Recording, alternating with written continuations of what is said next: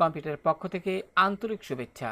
প্রিয় শিক্ষার্থী, আজকে আমি আপনাদের দেখাবো কিভাবে আপনারা অ্যাডোব ইলাস্ট্রেটর একটি গুরুত্বপূর্ণ নির্দেশনা অফসেট পাথের ব্যবহার, বিশেষ করে যারা নতুন গ্রাফিক্স ডিজাইনের কাজ শিখতেছেন তাদের জন্য কিন্তু এটা খুবই প্রয়োজন।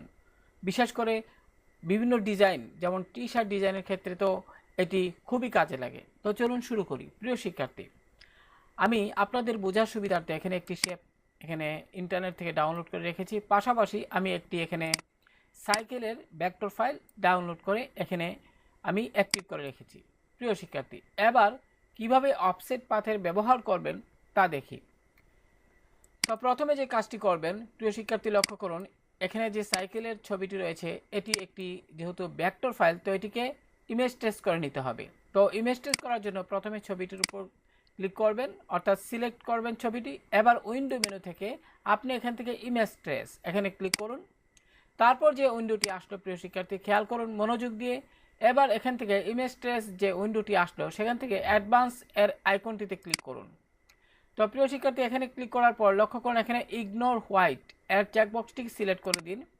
এবার প্রিভিউ চেকবক্সটি সিলেক্ট করে দিন। এবার লক্ষ্য করুন এখানে কিন্তু ছবির পিছনে যে একটি সাদা ব্যাকগ্রাউন্ড ছিল এটি কিন্তু এখন আর নেই। এবার ইমেজ ট্রেস যে উইন্ডোটি আছে সেটি ক্লোজ করে ফেলুন এখানে ক্লিক করে, অর্থাৎ ক্রস চিহ্নিত স্থানে ক্লিক করে।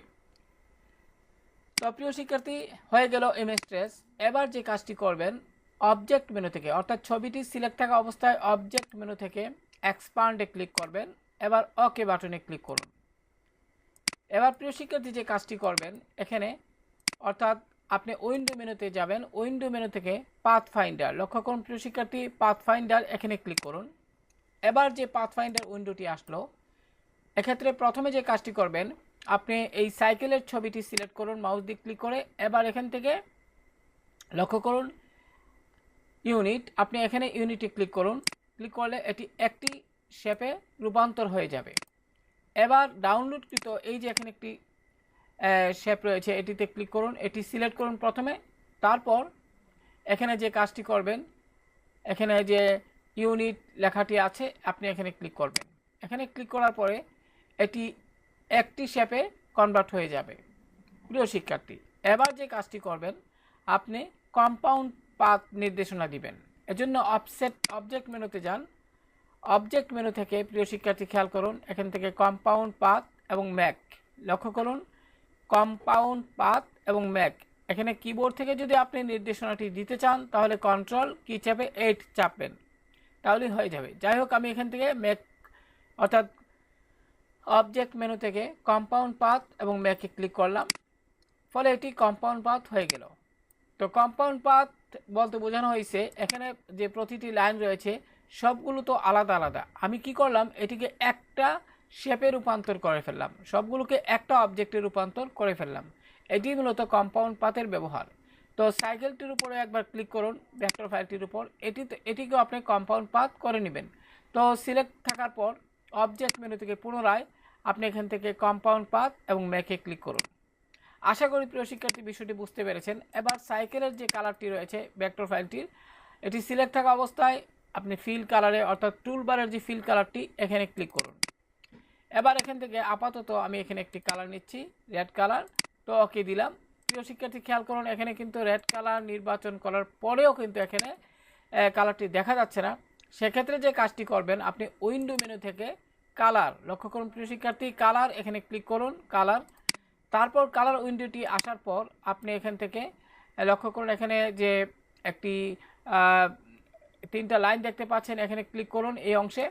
তারপর এখান থেকে আপনি যেহেতু আপনি এখান থেকে সিমাইক এই কালারটি সিলেক্ট করে দিন, অথবা RGB সিলেক্ট করে দিতে পারেন, অথবা এখান থেকে RGB সিলেক্ট করে দিলে হবে। আমি এখানে RGB করছি। তো প্রিয় শিক্ষার্থী, এবার যে কাজটি করবেন, অর্থাৎ সাইকেলের যে ছবিটা, এটা আমি শিফট এবং অল্টার কি চেপে ধরে, আমি আবারও বলছি শিফট এবং কিবোর্ডের শিফট এবং অল্টার কি একসঙ্গে চেপে ধরে এই যে কর্নারের যে রিসাইজ বক্স আছে এখানে মাউসের বাম বাটন দ্বারা ক্লিক করে একটু ছোটো করে নিন। প্রয়োজন মতো আপনি ছোটো করে নেবেন। এবার প্রথমে যে কাজটি করবেন, মনে করে আপনি অতটুকু রাখতে চান, এবার মাউসের বাম বাটনটি প্রথমে ছেড়ে দিন, তারপর কিবোর্ড থেকে শিফট এবং অল্টার কি ছেড়ে দিন। তো প্রিয় শিক্ষার্থী, এবার এই সাইকেলটিকে আপনি মুভ করে আপনি এই যে এখানে শেপটি রয়েছে এখানে ক্লিক করুন এবং রাইট বাটন অর্থাৎ মাউসের রাইট বাটন ক্লিক করে অ্যারেঞ্জ বিং টু ফন্ট এখানে ক্লিক করুন।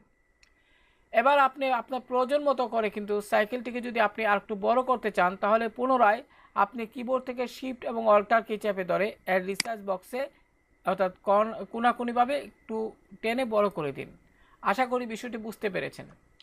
প্রিয় শিক্ষার্থী, এবার যে কাজটি করবেন আপনি সাইকেলটির উপর একবার ক্লিক করুন। খেয়াল করবেন পিছনের যে শেপটি এটি যেন সিলেক্ট না হয়, শুধুমাত্র সাইকেলের যে ব্যাক ছবিটি রয়েছে এটিতে ক্লিক করে আপনি মাউসের বাম বাটন দিয়ে ক্লিক করে সিলেক্ট করুন। এবার আপনি অবজেক্ট মেনু থেকে পাথ, এখান থেকে আপনি কি করবেন অফসেট পাথ এখানে ক্লিক করুন। প্রিয় শিক্ষার্থী, এবার এখানে লক্ষ্য করুন আপনার 10 পিক্সেল দেখা যাচ্ছে। আপনার এখানে যদি পিক্সেল না দেখে ইঞ্চি আসে তাহলে আপনি পিক্সেল করে নেবেন। আপনারা এটি কিভাবে করবেন সেটি আমি এখানে দেখাচ্ছি। আমি ক্যান্সেল করে দিলাম বোঝার সুবিধার্থে। কিবোর্ড থেকে কন্ট্রোল আর চাপুন, কিবোর্ড থেকে কন্ট্রোল কি চেপে আর চাপুন, ফলে এখানে রুলার আসবে। প্রিয় শিক্ষার্থী, এবার এই রুলারের যে এর উপরে মাউসের রাইট বাটন চেপে লক্ষ্য করুন এখানে পিক্সেল আছে। যদি ইঞ্চি থাকে আপনি এখানে ক্লিক করে পিক্সেল সিলেক্ট করে দিবেন। আশা করি বিষয়টি বুঝতে পেরেছেন। তো আমি এখানে পিক্সেল সিলেক্ট করে দিলাম। এবার পুনরায় সাইকেলের ভেক্টরটি সিলেক্ট থাকা অবস্থায় আপনি অবজেক্ট মেনুতে যাবেন, পাথ অফসেট পাথে ক্লিক করুন। তো প্রিয় শিক্ষার্থী, এবার এখানে 10 পিক্সেল রয়েছে। প্রিয় শিক্ষার্থী, এখানে আমি 7 পিক্সেল করে দিলাম। এবার প্রিভিউতে ক্লিক করুন। তো আপনি আপনার প্রয়োজন মতো এটি করে নেবেন। লক্ষ্য করুন এখানে কিন্তু দেখা যাচ্ছে। তো আমি আপনাদের বোঝার সুবিধার্থে একটু বেশি নিচ্ছি, অর্থাৎ 8 পিক্সেল করে দিয়ে প্রিভিউতে ক্লিক করে দেখলাম। এবার ওকে বাটনে ক্লিক করুন। এবার যে কাজটি করবেন প্রিয় শিক্ষার্থী, খেয়াল করুন ফিল কালারটিকে আপনি স্টক কালারে কনভার্ট করে নেবেন। অর্থাৎ এই যে এখানে লক্ষ্য করুন ফিল কালারটি রেড দেখাচ্ছে, আপনি স্টক কালারের উপরে যে একটি এরো চিহ্ন দেখা যাচ্ছে এখানে ক্লিক করুন, ফলে এটি স্টক কালারে কনভার্ট হয়ে যাবে। এবার যে কাজটি করবেন প্রিয় শিক্ষার্থী, এই সাইকেলের ছবিটি সিলেক্ট থাকা অবস্থায় কিবোর্ড থেকে শিফট কি চেপে ধরুন। সাইকেলের এই ছবিটি সিলেক্ট থাকা অবস্থায় কিবোর্ড থেকে আপনি শিফট কি চেপে ধরে এই যে পেছনের যে শেপটি রয়েছে এর যে কোনো একটির উপর ক্লিক করুন, ফলে দুইটা একসঙ্গে সিলেক্ট হয়ে যাবে। এবার আপনি যে কাজটি করবেন এখান থেকে পাথফাইন্ডার যে বক্সটি রয়েছে এখান থেকে আপনি মাইনাস, লক্ষ্য করুন প্রিয় শিক্ষার্থী, এখান থেকে কিবোর্ড থেকে অল্টার কি চেপে ধরবেন। আগে কিবোর্ড থেকে অল্টার কি চেপে ধরে এই মাইনাস এটিতে ক্লিক করুন। ক্লিক করলে লক্ষ্য করুন প্রিয় শিক্ষার্থী এখানে কিন্তু এটি মাইনাস হয়ে গেছে। আমি যদি একটু বাইরে এটি সিলেক্ট করা অবস্থায় রয়েছে, আমি যদি একটু বাইরে ক্লিক করি তাহলে আপনারা সহজে বুঝতে পারবেন। আমি যদি সাইকেলটাকে একটু সরিয়ে নিই তাহলে আরও সহজে বুঝতে পারবেন। যাই হোক, আমি কিবোর্ড থেকে কন্ট্রোল জেড কি চেপে আবার পুনরায় আগের অবস্থানে নিয়ে আসলাম। তো লক্ষ্য করুন কত সুন্দরভাবে কিন্তু আমার পেছনের শেপের সাথে কিন্তু সাইকেলটি কত সুন্দরভাবে আপনার সেট হয়ে গেল। তো এভাবে কিন্তু আমরা অফসেট পাথের ব্যবহার করতে পারি। আশা করি যারা নতুন গ্রাফিক ডিজাইনের কাজ শিখতেছেন তাদের ক্ষেত্রে আজকের এই টিউটোরিয়ালটি অনেক সহায়ক হবে। তো ভালো থাকুন সবাই, আল্লাহ হাফেজ।